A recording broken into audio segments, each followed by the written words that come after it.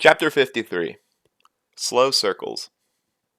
The Aeolian is where our long-sought player is waiting in the wings. I have not forgotten that she is what I am moving toward.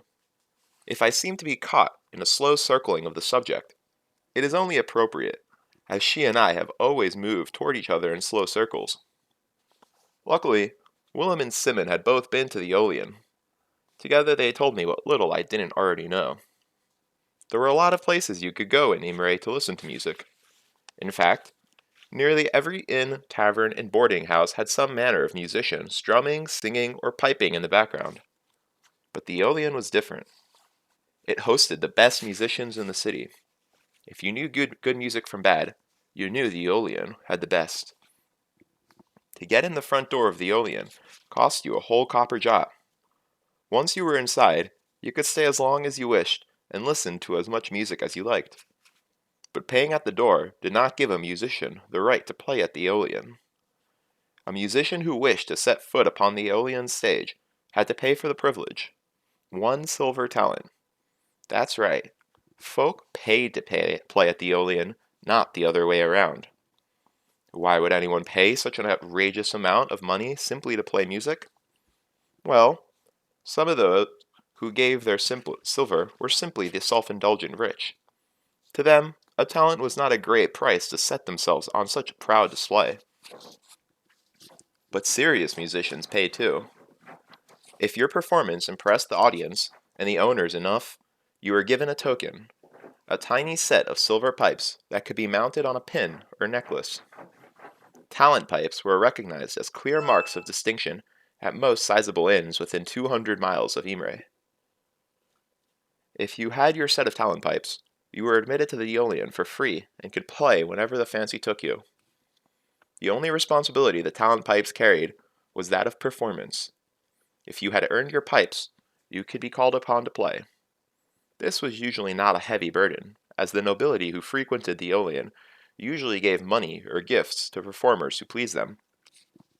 It was the upper-class version of buying drinks for the fiddler. Some musicians played with little hope of actually gaining their pipes. They played to play, because you never knew who might be in the Aeolian that night, listening. A good performance of a single song might not get you your pipes, but it might earn you a wealthy patron instead. A patron. You'll never guess what I heard, Simmons said one evening as we sat on our usual bench in the penitent square.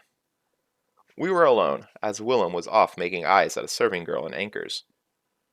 Students had been hearing all manner of odd things from Mainz that night. Really?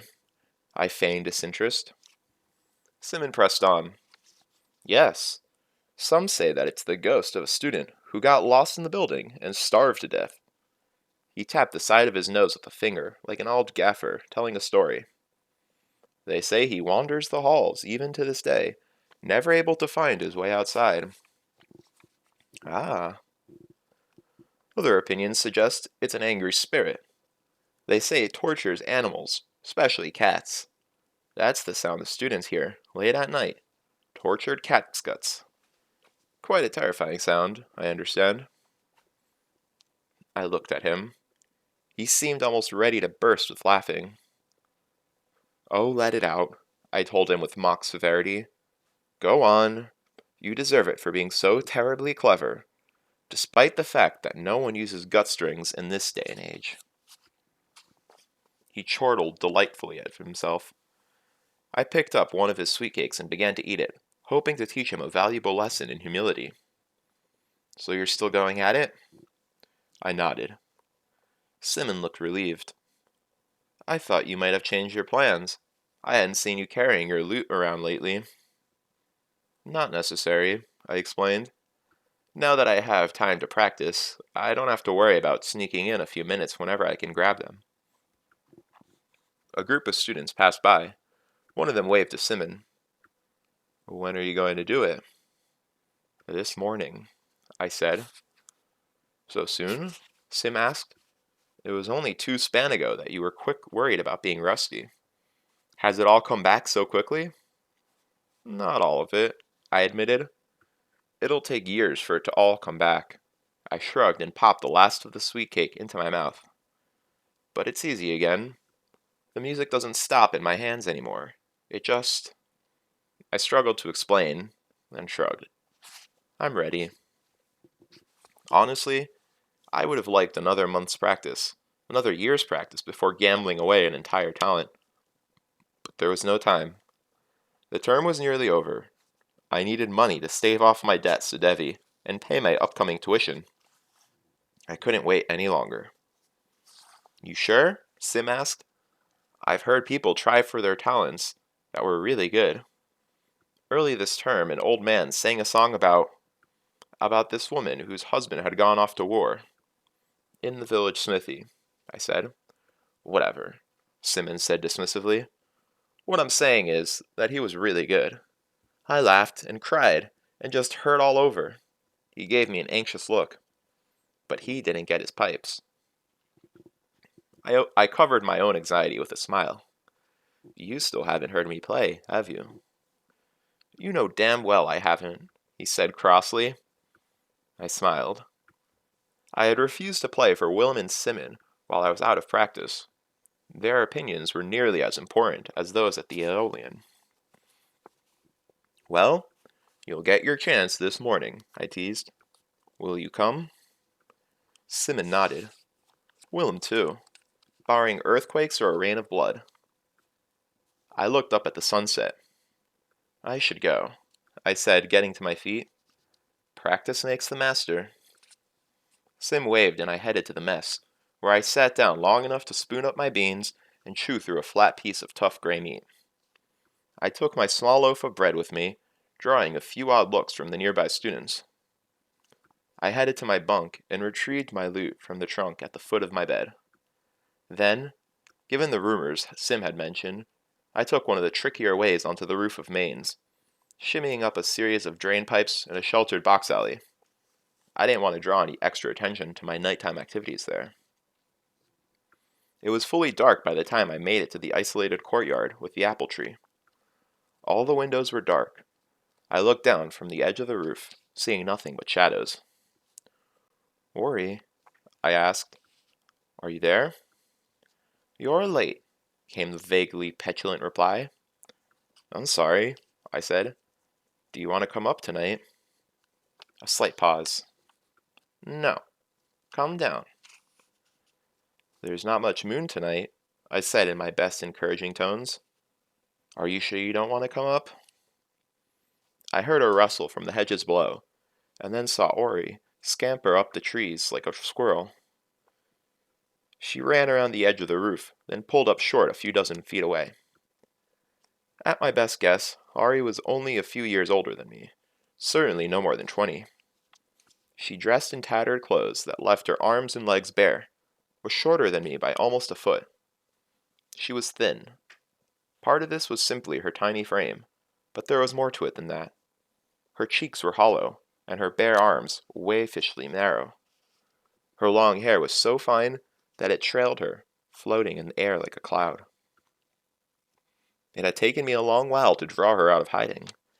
I'd suspected someone was listening to me practice, from the courtyard, but it had been nearly 2 span before I caught a glimpse of her. Seeing that she was half-starved, I began bringing food whenever I could hurry from the mess and leaving it for her. Even so, it was another span before she had joined me on the roof as I practiced my lute.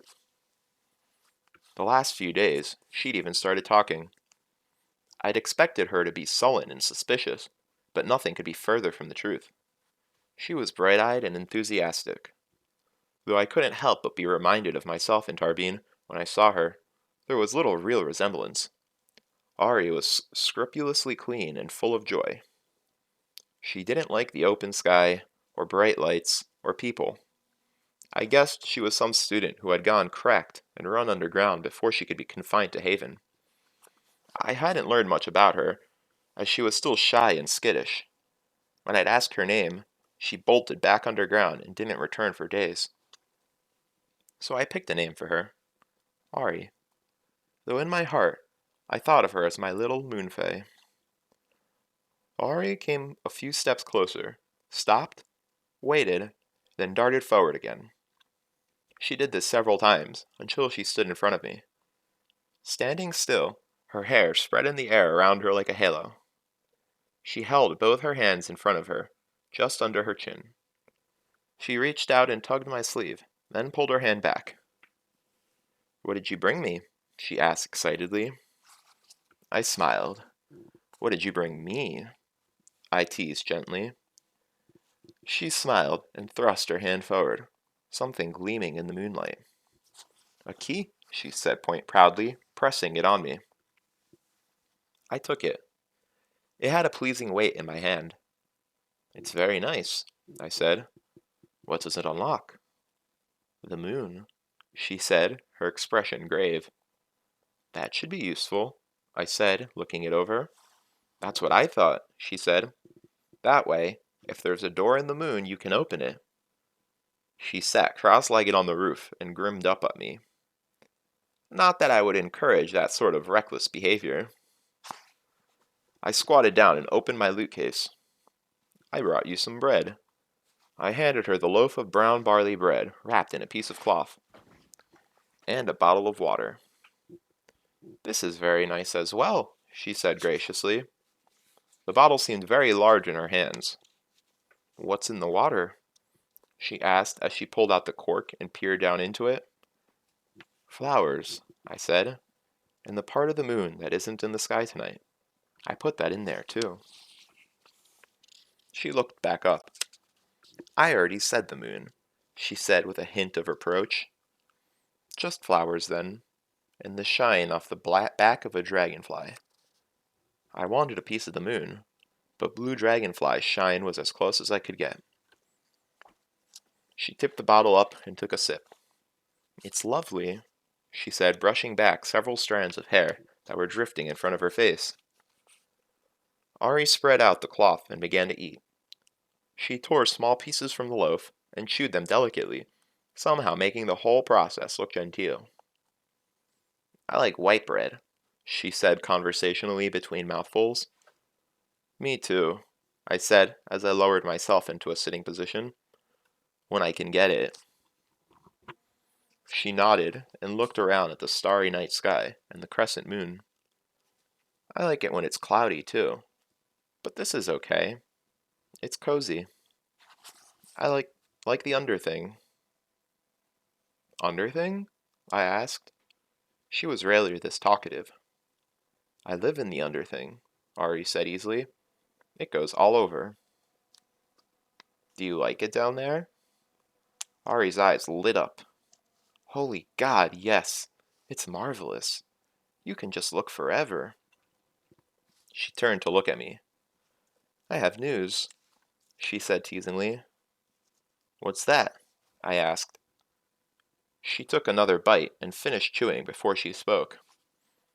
"I went out last night," a sly smile, "on top of things." "Really?" I said, not bothering to hide my surprise. "How did you like it?" "It was lovely. I went looking around," she said, obviously pleased with herself. "I saw Eladin." "Master Eladin?" I asked. She nodded. "Was he on top of things too?" She nodded again, chewing.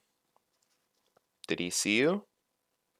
Her smile burst out again, making her look closer to 8 than 18. "Nobody sees me. Besides, he was busy listening to the wind." She cupped her hands around her mouth and made a hooting noise. "There was good wind for listening last night," she added confidentially. While I was trying to make sense of what she'd said, Ari finished the last of her bread and clapped her hands excitedly. "Now play," she said breathlessly. "Play, play." Grinning, I pulled my loot out of its case. I couldn't hope for a more enthusiastic audience than Ari.